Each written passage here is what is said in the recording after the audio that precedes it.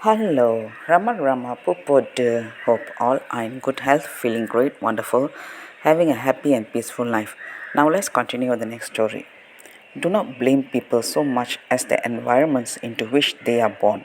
Their surroundings and circumstances force them to become worse than they really are. That is true of both the East and West. Society must be brought into tune with a higher note. Materialism must be balanced by idealism.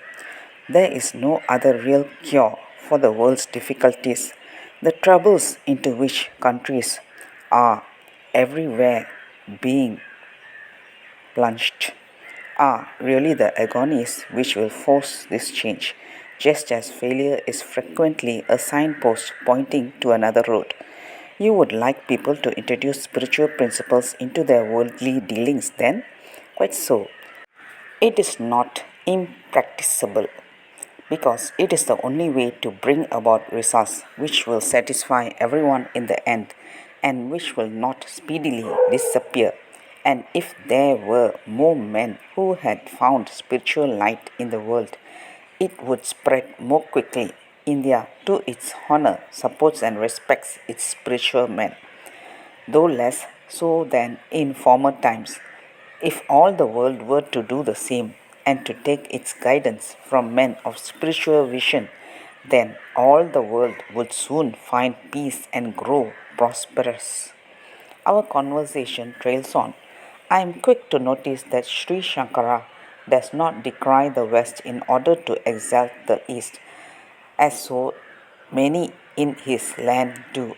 He admits that each half of the globe possesses its own set of virtues and vices, and that in this way they are roughly equal. He hopes that a wiser generation will fuse the best points of Asiatic and European civilizations into a higher and balanced social scheme. I drop the subject and ask permission for some personal questions. It is granted without difficulty. How long has Your Holiness held this title? Since 1907. At that time, I was only 12 years old. 4 years after my appointment, I retired to a village on the banks of the Kaveri, where I gave myself up to meditation and study for 3 years. Then only did my public work begin. You rarely remain at your headquarters in Kumbakonam, I take it. The reason for that is that I was invited by the Maharaja of Nepal in 1918 to be his guest for a while.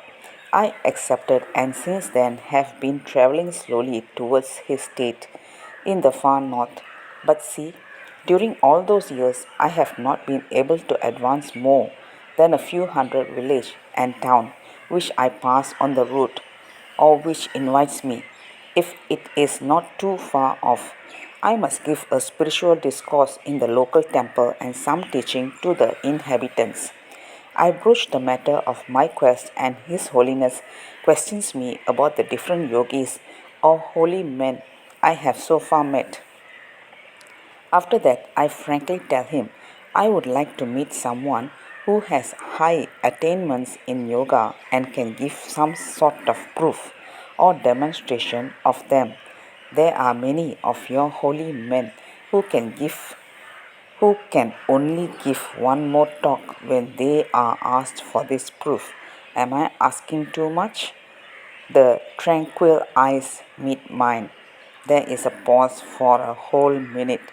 His Holiness fingers his beard. If you are seeking initiation into real yoga of the higher kind, then you are not seeking too much. Your earnestness will help you, while I can perceive the strength of your determination. But a light is beginning to awaken within you, which will guide you to what you want, without doubt.